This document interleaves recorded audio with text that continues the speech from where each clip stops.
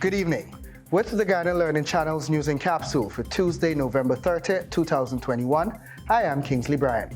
Here's a look at some of the top stories we will be covering this evening. So we'll tell you that the fifth oil lift for Guyana has been completed. That is to be the final lift for the year. Then, Finance Minister meets with French delegation, the French Development Agency to re-establish and deepen ties. Also, Eccles to Mandela Network in final stages. Four-way highway to be completed in 2 weeks. And Bartico residents receive land titles after years of waiting to be allotted lands. And in news from the region, we'll tell you, Rihanna named a national hero as Barbados celebrates Republican status. And on the international scene, first living robots can now reproduce. New form of biological reproduction not seen in plants or animals. And now for the news in detail. The Ministry of Natural Resources on Monday announced that it has completed the fifth lift of crude oil from the Liza Destiny Floating Production Storage and Offloading FPSO vessel in the prolific Stabroek Block. Minister of Natural Resources Vikram Bharat said the most recent lift also represents Guyana's final lift for 2021 from this development. The lift of 1.2 million barrels of oil now bring Guyana's total oil lifts for year 2021 to approximately 5.1 million barrels of high-quality Liza crude. This now brings the total oil lifts since the first oil in 2019 to 9. The Ministry of Natural Resources on Monday lauded the invaluable efforts of its own internal petroleum team and regulatory agencies such as the Ministry of Finance, the Ghana Revenue Authority, the Ghana National Bureau of Standards, and the Environmental Protection Agency in safeguarding Ghana's interests in coordinating the sales of its share of crude oil throughout 2021. The ministry said it will ensure that it refines the skill sets of Guyanese as it prepares to commission the Liza Unity FPSO in the first quarter of 2022. Meanwhile, some $534 million was last reported as the balance in Ghana's Natural Resources Fund, according to the Ministry of Finance October 2021 report. The statement shows that the net balance as of October 31, 2021 stood at 111 billion Ghana dollars, with no outflows from the fund into the consolidated fund. That amount now rests in the Federal Reserve Bank in New York. Ghana's first lift for the new year 2022 is expected in January. Senior Finance Minister Dr. Ashni Singh on Monday met with a delegation from the French Development Agency, AFD, France's inclusive public development bank, and the Ministry of Finance to re-establish and deepen ties of economic cooperation with France. The delegation comprised Melina Valbuena, Director of AFD's Suriname-Guyana office, Nicholas Brunn, Project Officer in charge of Surinamese operations, and Tahiri Marcel, economist in the Geographic Department of AFD's headquarters in charge of Surinamese operations. While Minister Singh was accompanied by Tarachand Balgobin, Director in the Project Cycle Management Division, and Donna Levi, Head of the Bilateral Division, Ministry of Finance. The AFD team is in Guyana on a macroeconomic mission, slated to conclude on December 1. The AFD is a French public institution that implements France's policy in the areas of development and international solidarity. And we'll tell you now that the $2.3 billion Eccles to Mandela four-lane highway is in its final stages and is expected to be completed in approximately 2 weeks. This was revealed on Monday by Supervisor on the ground from JS Guyana Inc., Adish Ramnaris, in an interview with the Department of Public Information. He was at the time reviewing the ongoing works on the roundabout at the point where the road meets Mandela Avenue. Ramnaris relayed that at present there are over 55% completion in the roundabout, and in Lot 6 they are about 60% completed. The roadworks were divided into 6 lots and consists of a 4-lane road with dual carriageway of 2 lanes each and jointed reinforced concrete pavement in accordance with international standards. Ramnaris estimated that the next 14 days should be sufficient time for culminating the works. The 4-lane road forms part of the East Bank Demerara alternate road link. It is expected to significantly reduce the heavy traffic congestion. The project is scheduled to be completed by December and is being undertaken by the Ministry of Housing and Water. Meanwhile, Several residents of Bartica who were allocated lands in the 5 Miles housing scheme are now in receipt of their land titles. The titles were distributed on Monday during an outreach at the Bartica Community Center ground, where persons were able to access other housing services. Minister of Housing and Water, Colin Crowell, led a team from the Central Housing and Planning Authority on the outreach, which saw persons accessing a number of services, including lodging of new applications, updates on existing applications, and other queries pertaining to boundary issues. Also, residents were updated on development plans for their community, including the ongoing effort by the Ministry of Housing and Water, Central Housing and Planning Authority, to acquire lands for allocation in the year. The minister assured residents of the 5 Mile housing scheme that their water woes will be addressed in the near future. Residents were also informed that plans are still in place for the setting up of a regional housing office in Bartica, which would improve the level of service persons are able to access in the region. And in the world of sports, Paris Saint-Germain and Argentina's forward Lionel Messi won the Ballon d'Or, awarded to the best footballer of the year for a record 7th time.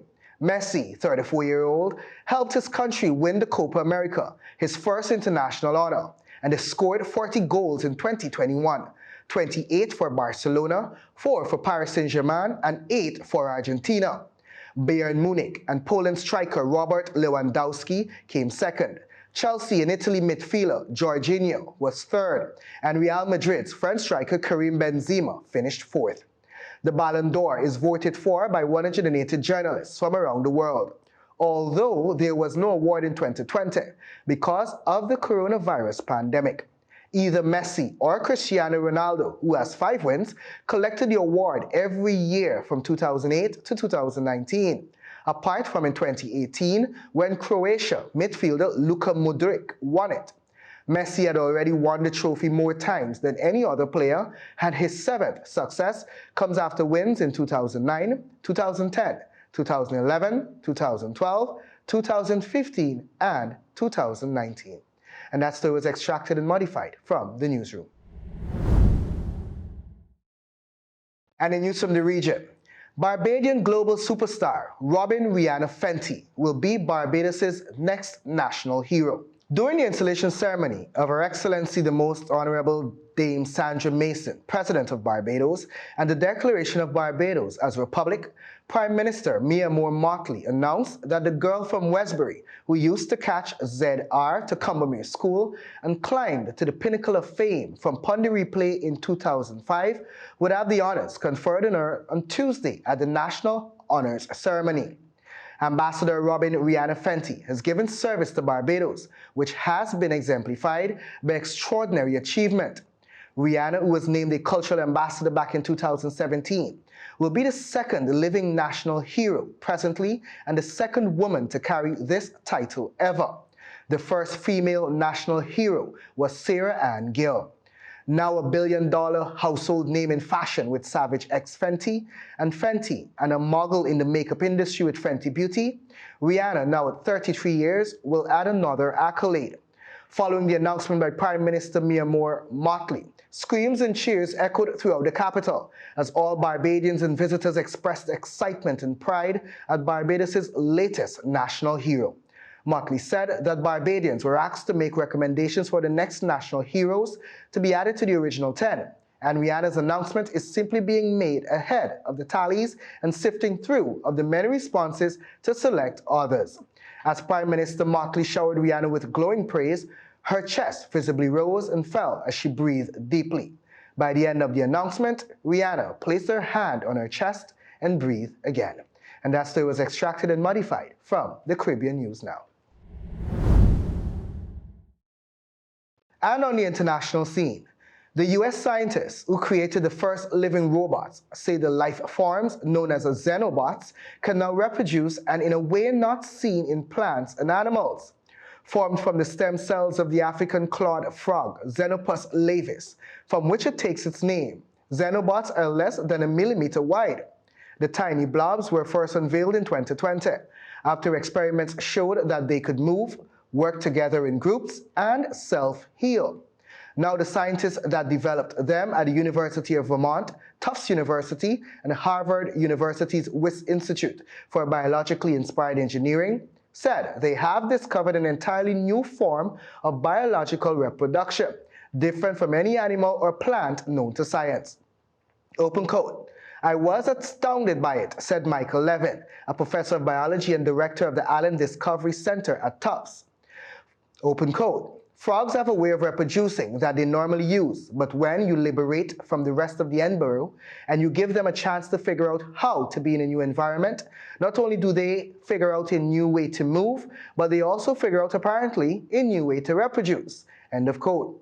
Stem cells are unspecialized cells that have the ability to develop into different cell types.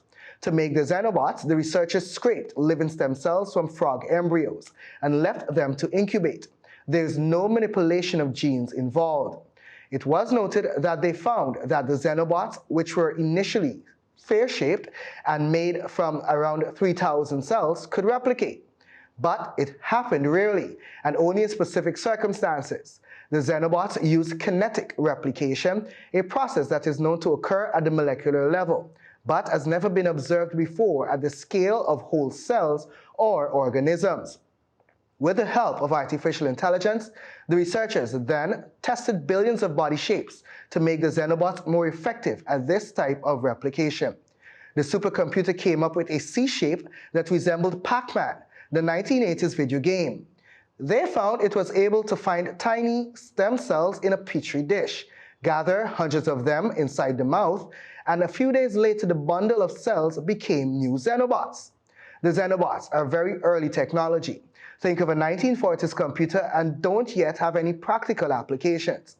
However, this combination of molecular biology and artificial intelligence could potentially be used in a host of tasks in the body and the environment, according to researchers.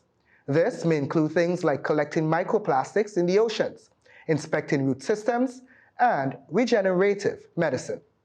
And that story was extracted and modified from CNN. And that's our news broadcast for Tuesday, November 30, 2021. Please join us for a rebroadcast tomorrow morning. On behalf of myself and technical teams, thanks for watching. Please stay tuned to our regular programming and remember to observe all the necessary precautionary methods to fight off COVID-19. Also, please get vaccinated. It's the only safe and known way to fight the virus. Have a good evening.